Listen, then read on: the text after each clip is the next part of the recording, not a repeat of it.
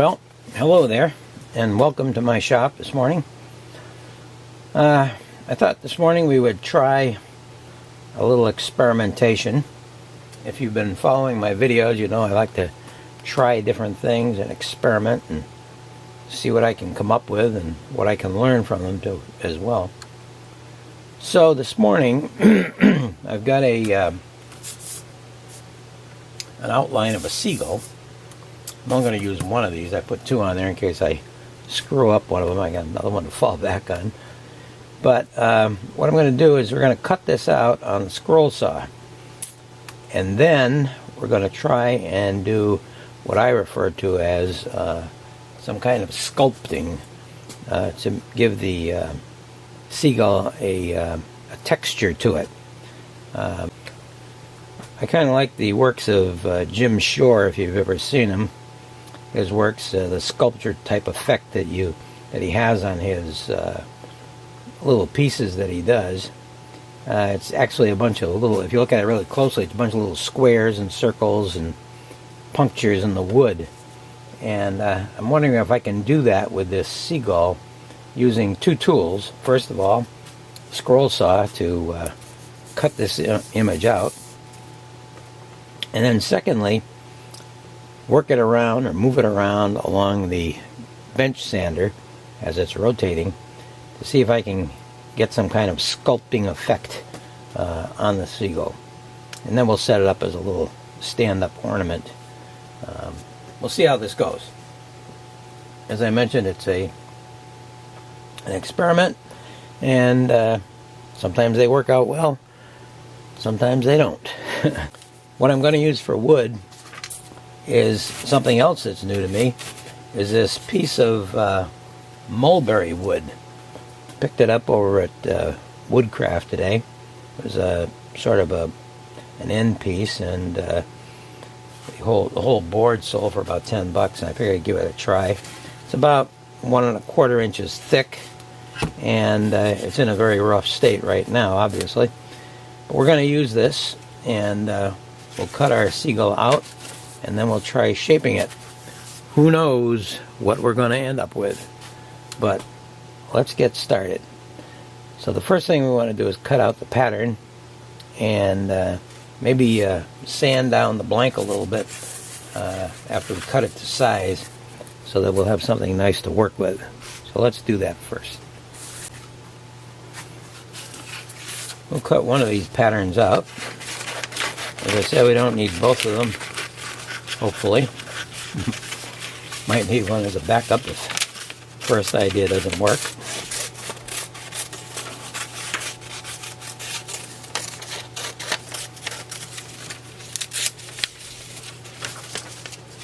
Okay, that'll do very nicely. Now we're going to cut this board down. We don't really want this piece in there. Might be able to use that as part of a base we're going to work for this later on, though. Another idea I might have. So what we'll do is we'll draw a line there, and we'll take this over to the table saw, cut that off.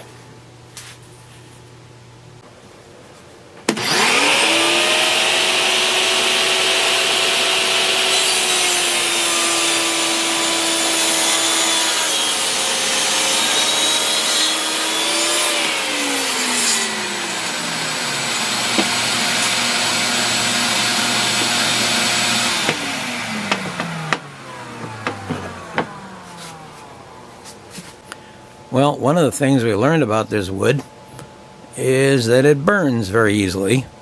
As you can see, my regular saw blade, which is pretty sharp, did a nice cut there, but left quite a scar on the wood. So we're going to have to keep that in mind when we do our cutting on the scroll saw. All right, let's bring this over to the probably the jointer, I think, and see if we can smooth out both sides of this piece.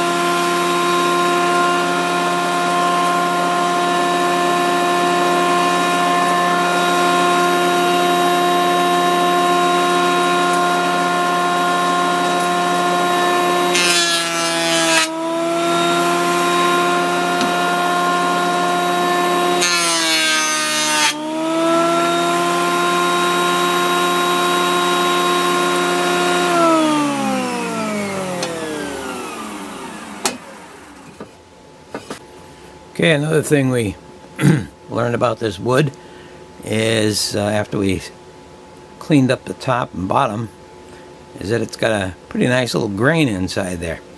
So this will be kind of interesting to see what happens when we start to do our cutting and our sculpting.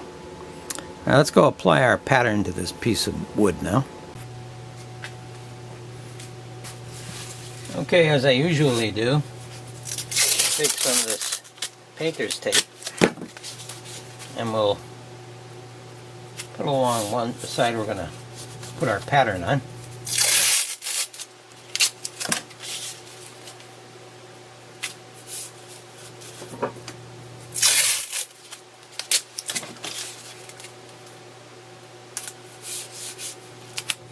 Okay, I didn't do anything with the edges here because those are not going to be relevant. I'm going to cut our pattern out. Now the tape, when you put it on, what I like to do is I like to peel the thing from the bottom. So I want to make sure that the tape is on here in such a fashion so that I can, when I pull the tape off, it'll grab the other piece and it'll come off as well. So if you start from this side, you start to peel it off and it comes to the edge there and it doesn't have anything to pull up on that piece of tape, so you got to start all over with the scraping to try to get it off. So I would put my pattern on in this fashion so that when I pull this tape up, it'll come right off of the pattern. Or right off of the blank, I should say. Okay, so we're all set to put our pattern down here now. What we're going to do is we're going to use a glue stick on the back of this, get it good and gooey, and then we'll come back and put that on here. Okay, we've got our glue stick. I use the Staples glue stick. It's you can buy them by the pack and they're relatively cheap that way. And just simply rub down the back of this pattern, make it nice and thick so that it doesn't come loose while you're sawing. Nothing more annoying than that. And once you got that on there, then you can go back to your blank and put that down on there. Okay, we got this fella nice and gooey here. We'll put him down just like that on our blank. Rub it out really smooth. Now what we'll do is we'll do a starter hole, probably around one of these points on the seagull, and that'll be for our blade to come through for our scroll saw, and we'll start cutting this thing. Probably going to use a number 7 blade on this. It's kind of thick, but the wood feels very light and very soft. I don't know if you've worked with mulberry before. I haven't, so I have no idea what's going to happen with this thing, especially when I start sculpting it.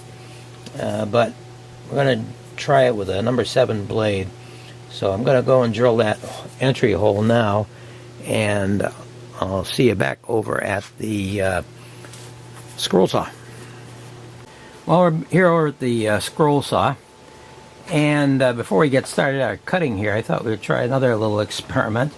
I was reading Steve Good's blog, and he was talking about tension blade on the tension blade. Tension of the blade. I got it right eventually. And he said that a lot of people adjust their blade by the sound of the blade, and they think it's something like a C as on a guitar string or something like that. Well, I thought we'd try a little experiment here. I got my guitar tuner out, snark, and attached it to my saw blade here and put some tension on it.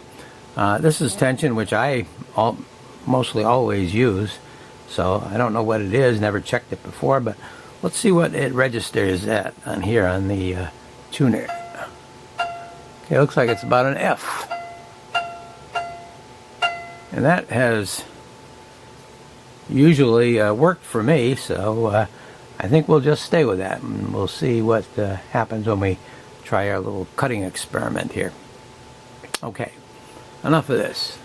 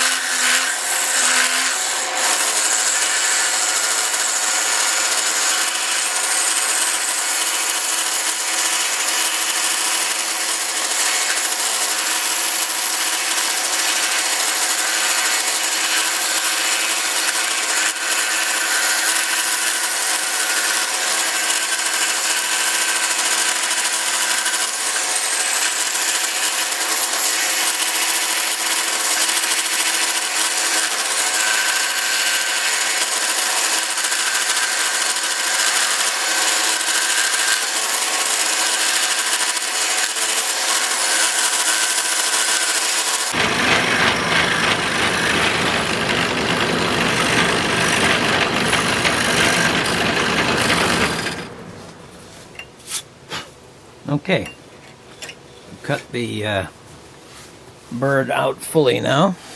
Back it off here a little bit.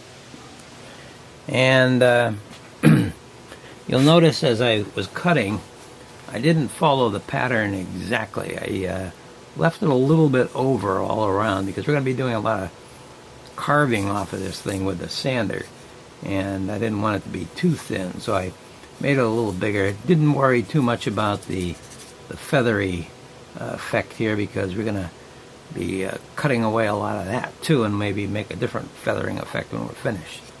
So what we'll do is we'll take this out now and hope for the best on this. Alright, draw this up and let's bring it over to the workbench. Okay, we're over here at the workbench now, and let's pop this thing out. Looks like it's going to be coming up to the front. Got a little bit of a bend on it there to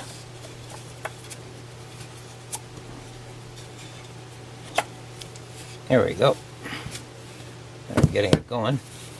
And here we have our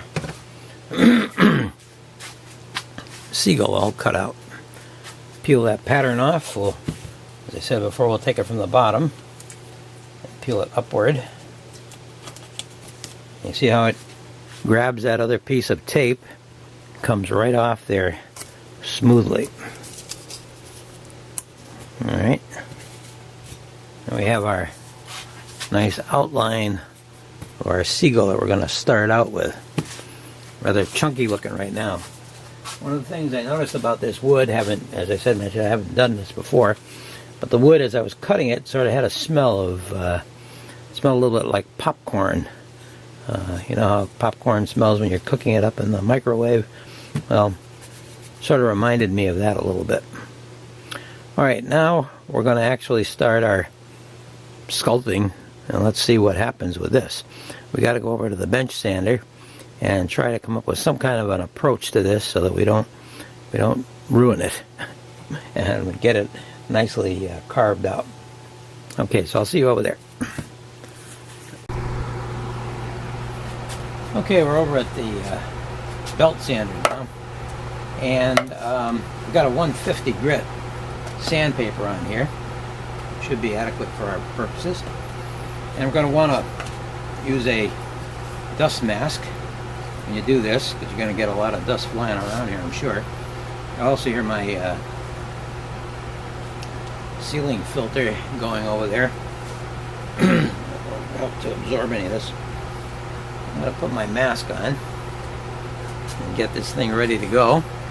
And what I'm going to do is, as the belt is spinning, I'm going to just sort of twist, turn, move this round, mainly rounding over the edges, trying to get some dips in the wood, something that gives it some roundish quality. Don't really know where I'm going with it right now. As I go along and I see things that look like they might be better to do it in a certain way, we'll try that. We want to work off the edge, off the middle, and off the top if we have to as well. So, let's get going here.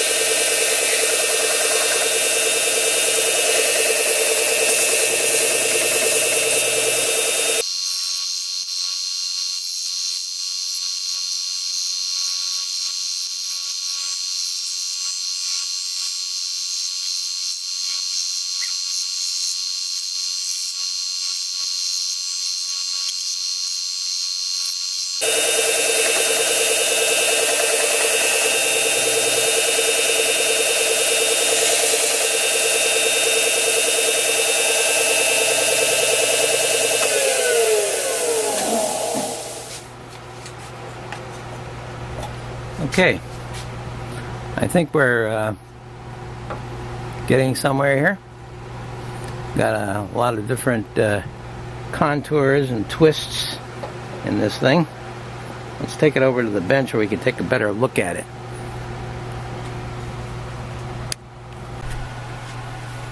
Okay, we've done quite a bit of sculpting on this. As you can see, there's a lot of nice little suction pieces here, which give a shape to this bird as he's in flight. And I think it's going to improve yet. What I'd like to do, I'm thinking, over here I couldn't quite get the belt in there to round these pieces over. So I'm thinking maybe my other sander would probably do a good job in there. So let's take it over there and see what we can come up with.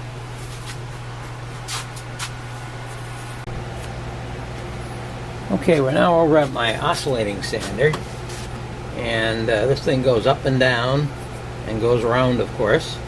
I'm thinking I can probably get in there and get some of these tight corners, so let's get going.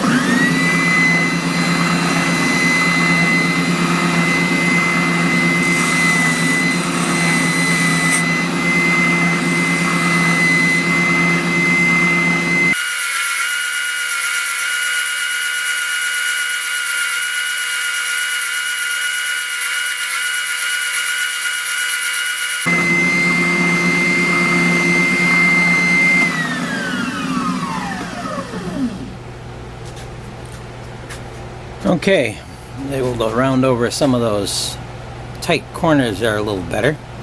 And now we're going to use one more sander, that's my sanding mop, to smooth this whole thing out. It'll take a lot of the sharp edges off and make it look a lot better before we actually put a sealer on it and see how this thing looks when it's finished. Okay, here we are at the sanding mop.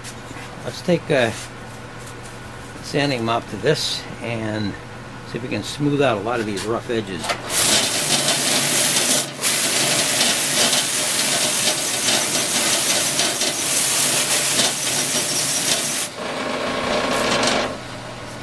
Yeah, it seems to be doing pretty good there.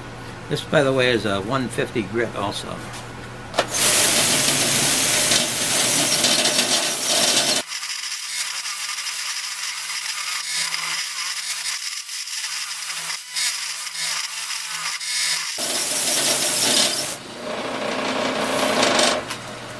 Okay, I think we've done a pretty good job on this.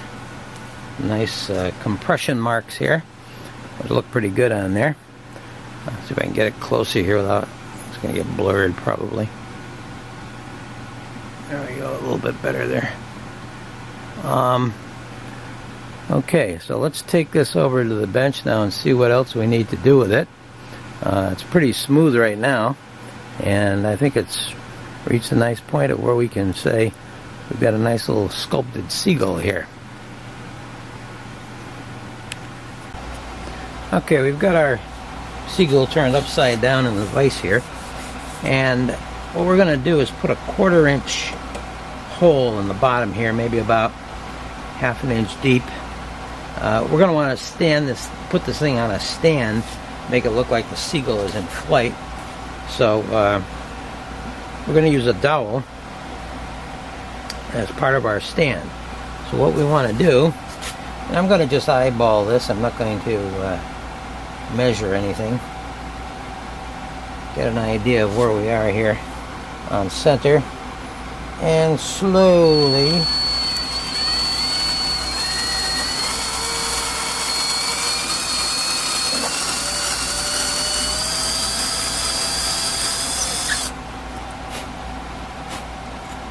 a 1/4 inch hole there, a little deeper probably.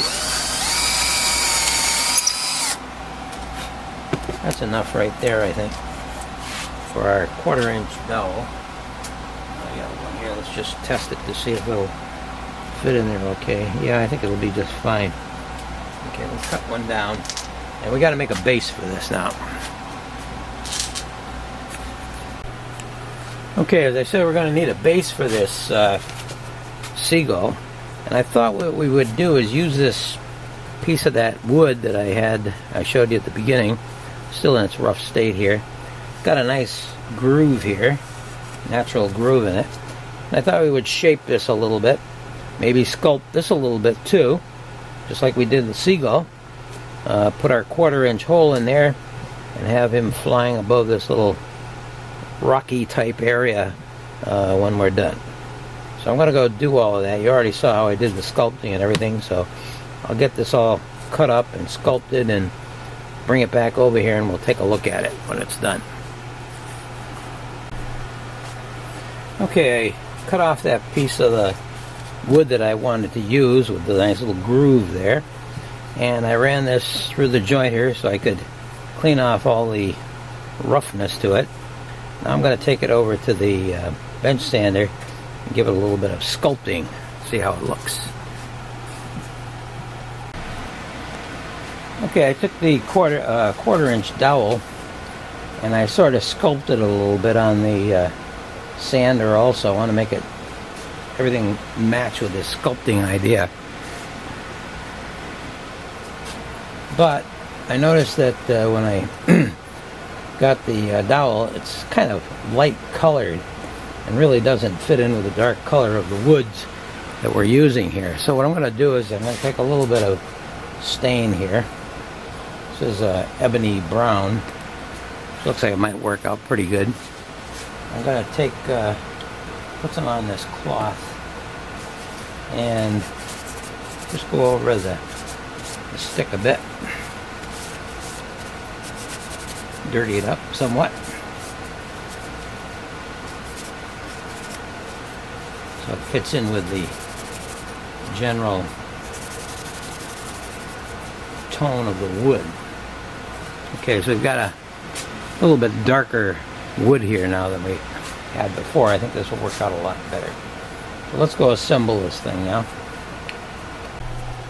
Okay, let's do our final assembly now. We got our little dowel here. Put a little drop of glue on the end here. Don't really need a lot on this. Have to make sure it's going to stay down inside that wood when we're done. And a little bit on the other end too. Although you could leave that off, I suppose, and allow the seagull to rotate if you decided you wanted to change the direction of his pattern. But I think that'll be fine. Okay. Alright, I think we've got a pretty decent looking little ornament here for a tabletop. What we need to do now is take it over to the paint room, and what we're going to do is just coat it with I think a semi-gloss clear coating. I think that would be very nice for this, and it'll look pretty good when it's all done. So let's go do that now.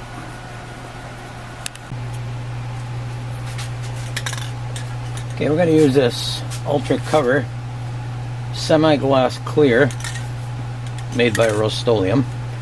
Use this on all my projects that I like to keep nice and clean.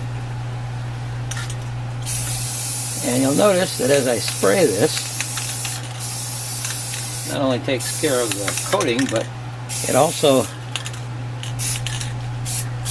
gives a nice color to the wood as well. Butternut is working out. I mean, mulberry wood is working out very nice, I think. I think it'll look pretty good. You don't want to put too thick a coat on because then it'll start to drip. What we'll do is we'll leave that as our first coat and let it dry. And then we'll come back and do a couple of other coats on it and we'll be all set. We'll put this up on display so you can see it. Okay, I got this little guy all done here. Got a nice finish on him. Nice little sheen to it. And the little stand looks pretty good too. So what I thought I would do now is maybe put some eyes on this guy to make him look more like a seagull. I came up with these little nails that I've had lying around here for some time, and I'm going to cut the heads off them and drill a couple little holes on either side of the head, and then with a little bit of CA glue probably insert those in there to see what it looks like. So I'll come back when I got this all done and take a look at it. Okay, I drilled those holes in the head of the seagull and put those little eyes in there, and I think they look pretty good now. So he looks more like a seagull, actually. Well, that brings us to the end of our project here. I think I'm very happy with it. Worked out pretty nice, and might try this again with some other colors of woods. A lighter wood possibly might work out. Sure, just about any type of wood would work with this. Hope you picked up some ideas. I know I did. And if you enjoyed watching this video, click the like button down below.